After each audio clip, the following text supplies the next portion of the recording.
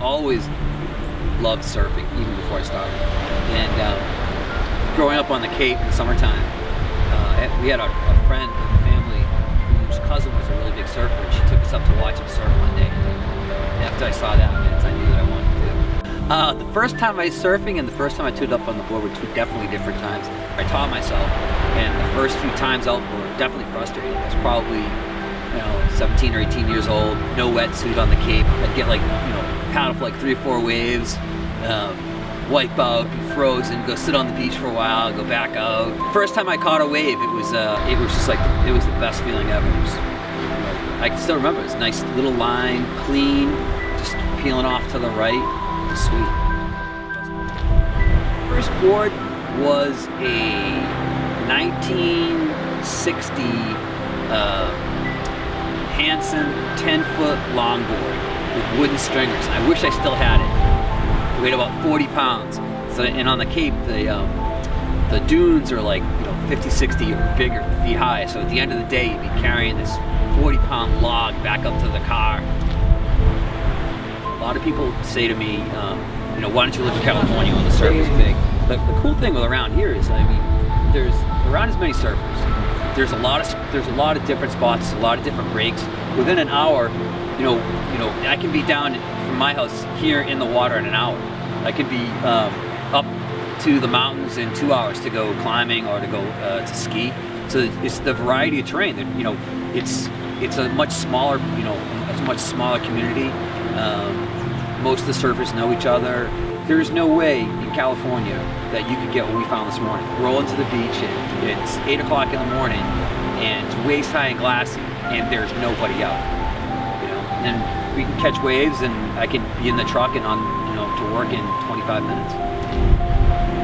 No, I started in college, and when I got out of college, I was so deeply in debt that I stayed with the company. I was a store manager for 10 years, and the job has just kind of evolved into it's like kind of a catch-all. The big thing is I'm a conduit between the vendors and the product and the end user. And there's no typical day. I average driving about 200 miles a day.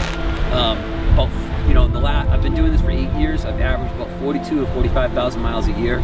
I can be all over the place. I usually travel with gear. In the wintertime, I travel with my skis, my kites, my snowboards. In the summertime, I've got my climbing gear, stand-up boards with me.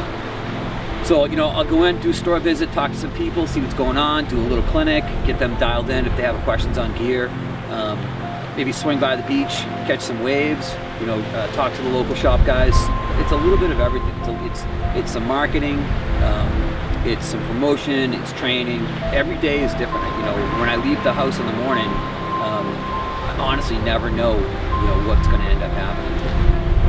I started stand-up paddling probably about 6 years ago. We were in Newport, I believe it was in June.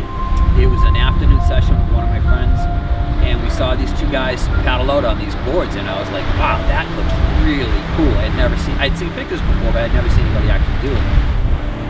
The next couple days I was on the Cape, so I went to one of the surf shops and I rented a board. I thought I was going to be able to get on it and rip right away, but it's a totally different, different animal. And then I just kind of fell in love with it. I do more surfing or more stand-up surfing now than I do regular surfing. I can cover more distance. I can get more waves. If I want to get away from a crowd, I can paddle down the beach. If it's flat, I can throw the board in the water and go for flat water paddle. Without a doubt, of all the things that I've done in my life, it is by far the best full body workout. When I first started stand-up surfing, I used to paddle into the wave and then surf like a surfer. As I met better paddlers and people that came from different aspects. One guy, Jimmy Blakely, actually from Vic, taught me how to use the paddle more as almost like a rudder. So now what I'll do is when I drop in, as I drop in, versus staying planted on the board, I'll move towards the back of the board, so my weight's centered over the fins, and then transfer my weight by dropping one of my knees to turn the board, and then lean onto the paddle, so the paddle acts as like a third leg, and it helps drive the board around into the corner. When I'm dropping down the face of the wave, what I'm looking for is a clear wall. I'm trying to make the most of what the wave has to offer. When I take off on a wave, I don't know what I'm going to do. It's not like I'm going to say, all right, well, this wave I'm going to try to, go backside and, do a floater. When I take off on the wave, I'm letting the wave make the decision on what I'm going to do, which way I'm going to go. You've got people that are using the paddle as a tool in the water to help them turn. You've got people that are moving down to smaller and smaller boards. They're now riding boards that are under 7 feet, like short boards, and they're ripping them. They're making a lot of fast turns, almost pulling aerial moves like they are with short boards. So it's all going to come down to to personal preference. It's quiet time. I don't have to explain anything. I can just kind of go out and it's almost meditation. It's for me. It's really a real spiritual thing to be out there and to connect with the water and just observe the things that are around me.